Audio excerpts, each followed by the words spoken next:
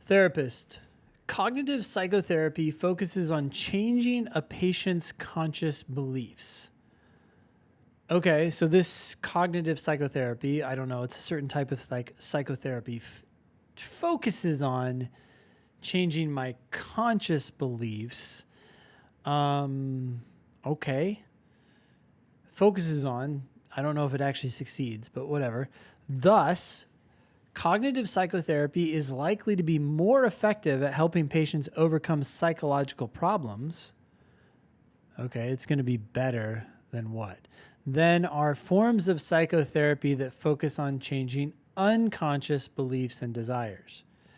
Okay, before I go any further, I know that sentence continues, but I just want to stop here because there's enough to digest. We have cognitive psychotherapy that focuses on conscious beliefs. And it sounds like the conclusion, at least so far in this argument, is, hey, that's going to be better at helping people overcome psychological problems than things that focus on unconscious beliefs. That's weird to me because I think a lot of our problems come from our unconscious beliefs. So focusing on our unconscious beliefs sounds more effective to me, but whatever. This person somehow thinks that that's not as effective. And then the last part here does say sense. Okay, so we are going to get one more piece of evidence. Since only conscious beliefs are under the patient's direct conscious control. I'm not sure why that's important. I guess there's an assumption here that if something isn't under your direct conscious control, then maybe you can't change it. Like maybe what this argument is trying to say, but not saying it, is that the psychotherapies that focus on conscious beliefs are better because they focus on something that's under the patient's control, direct conscious control, and therefore can actually be changed, whereas things that focus on unconscious beliefs can't work.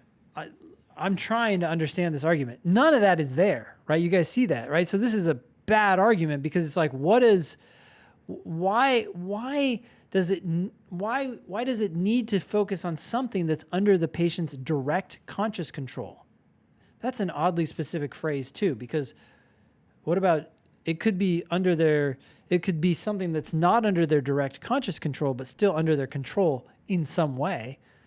Does the patient even need to control something to change it? Maybe the therapy just changes it for you.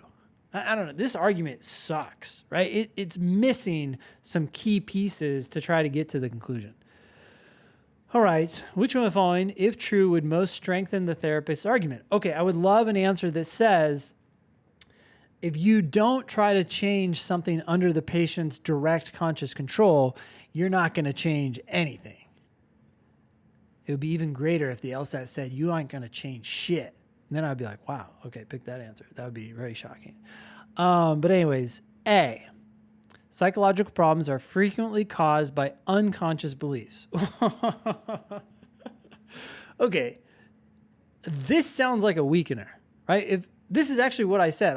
I think most of our problems are unconscious, and this is what this is saying. So going after something that fixes your conscious problems, I'm already moving on.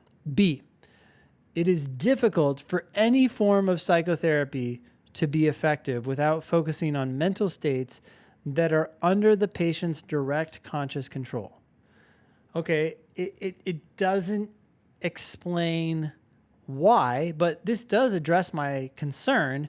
If it's difficult for any form of psychotherapy to be effective, it's hard for it to work unless you focus on something that's under the patient's direct conscious control, that weird wording, then it's not going to work. So then that would make other therapies more likely to be effective. Yeah, this seems like a decent answer. C, cognitive psychotherapy is the only form of psychotherapy that focuses primarily on changing the patient's conscious beliefs. Okay, nice. But is that a good thing or a bad thing? Like this doesn't address the problem of like what's so special about focusing on things that fall under the patient's direct conscious control, right? And this answer doesn't even address that. So this is wrong. Also, by the way, I think we need to add a period to the end of that answer choice.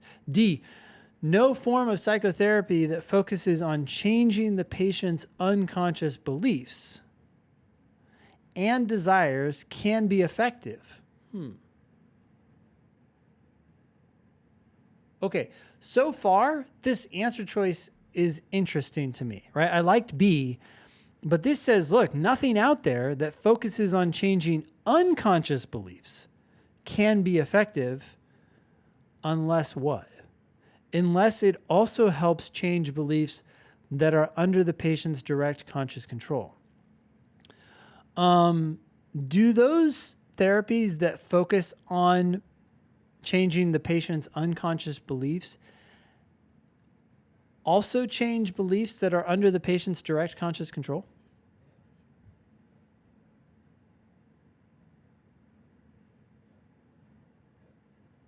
Anyone? This is your chance to really unpack what the hell is being said here. Okay, Lauren says, we don't know. And that is 100% true. We have no clue. All we know is that we have two kinds of things out there.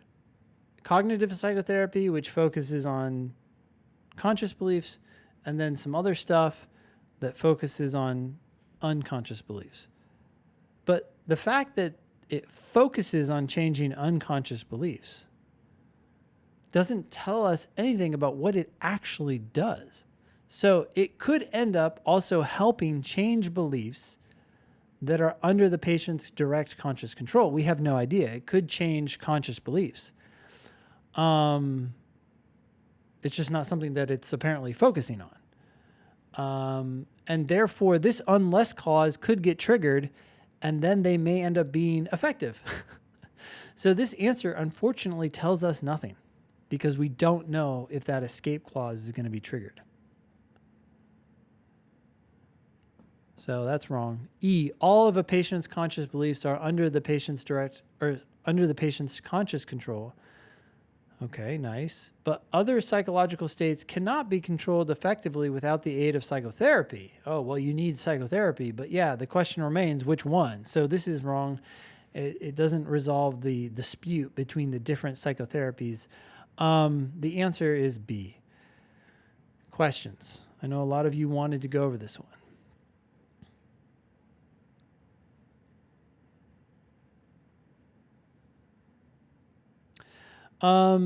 Ella, you said if everything after the unless wasn't there in answer choice D, would answer choice D be superior? Let's take a look. Actually, it's very hard to speculate on these things because sometimes we just may be missing something. But if D said no form of psychotherapy that focuses on changing the patient's unconscious beliefs and desires can be effective, period. It does sound stronger than B because B just says it's difficult, doesn't say it's impossible. Now, I might be missing something and maybe there's another problem here, but yeah, I think if we didn't have that unless clause, D might end up being the correct answer. And that just comes down to word strength. Philip, I went with B since it detailed why this type of therapy would be effective.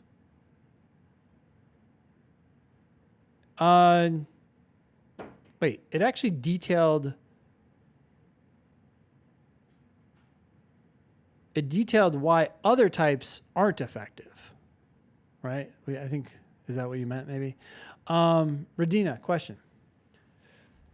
Can you explain why D was wrong again? Because I was stuck between B and D. So are you saying D is wrong because of the unless? 100%. Okay. The unless is like, it's sort of like if I said to you, I'm never going to eat again. Like that claim by itself is shocking, right? It's like, you're never going to eat again. Okay, well, good luck with that, Ben. Like, find a replacement teacher for your class. And then I said, unless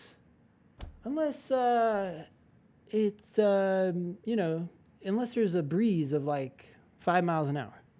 Boom.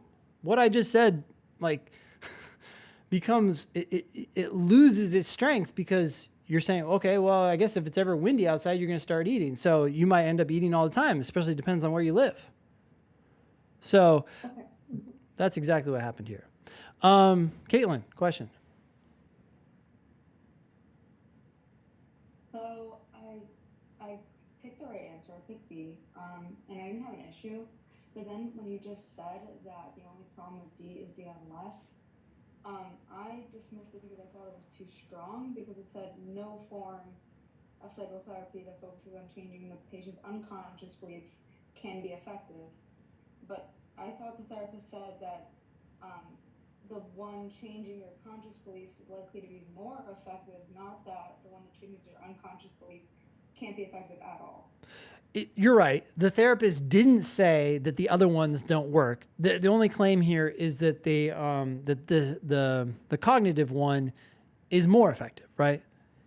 But if answer D were true and we got rid of the unless, and no form of psychotherapy that focuses on the unconscious stuff can be effective, that would make it very likely that the other ones are more effective. So that's okay. It's not contradicting the author. Yeah. Cool. Does that work for you? Yeah. Yeah. Okay. What? You sound a little unsure. No, I got it. I think I forgot what the question was at that point, and then I was like, okay, yeah, it would strengthen it. It just it kind of contradicted the paragraph, but Yeah. Well, if I say that I'm taller than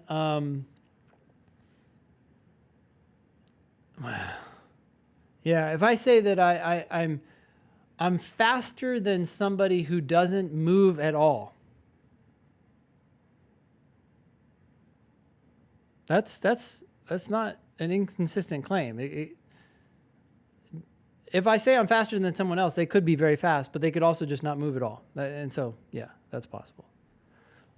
Cool. Martin.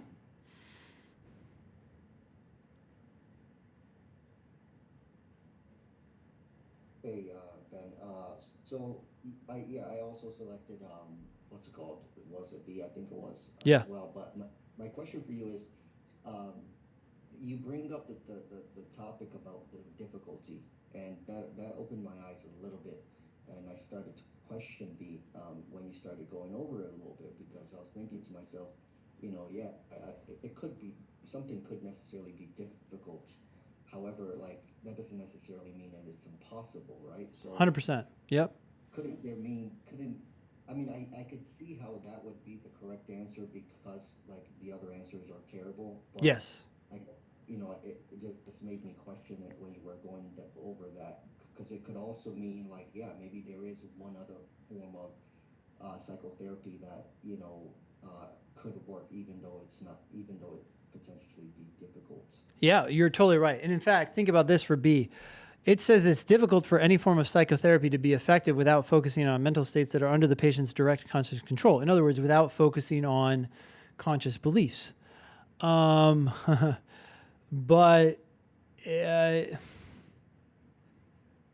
it could be more difficult. I don't know. Anyways, but I don't want to make this more complicated than it has to be. The point is the word difficult does not shut out the possibility that they can work, right? But on the LSAT, it's always about who finishes the race first, not how fast they finish. So B beat everybody else, so it's 100% the winner and 100% correct, and we're cheering it on. But if B were competing in a different competition and lost by a half second, then it would be out.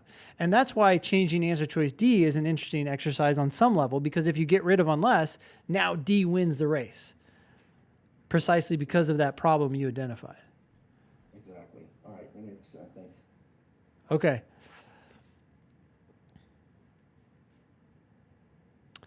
Ryan, you said answer choice D doesn't even work unless the action B does is taken. So how can we choose it? Yeah, Yeah, Ben. It's saying no form of psychotherapy is used to change unconscious beliefs, right? But unless we do exactly what B does. Um, No? I wouldn't go that deep into it because D, if we take off the unless clause, says no form. In other words, there's two types of psychotherapy, at least that we know about right now, right? The ones that focus on conscious beliefs and the ones that focus on unconscious beliefs. And this argument is simply claiming that the conscious ones are better or more effective. And D says, hey, the ones that focus on unconscious beliefs don't work if you take off the unless clause. They don't work. They're not effective. They can't be effective. So does that prove the conclusion? Not necessarily. Maybe the other ones aren't effective either, but it certainly strengthens the argument because it says that this second form can't work at all.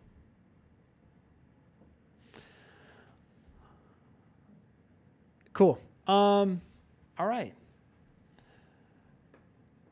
Let's keep going.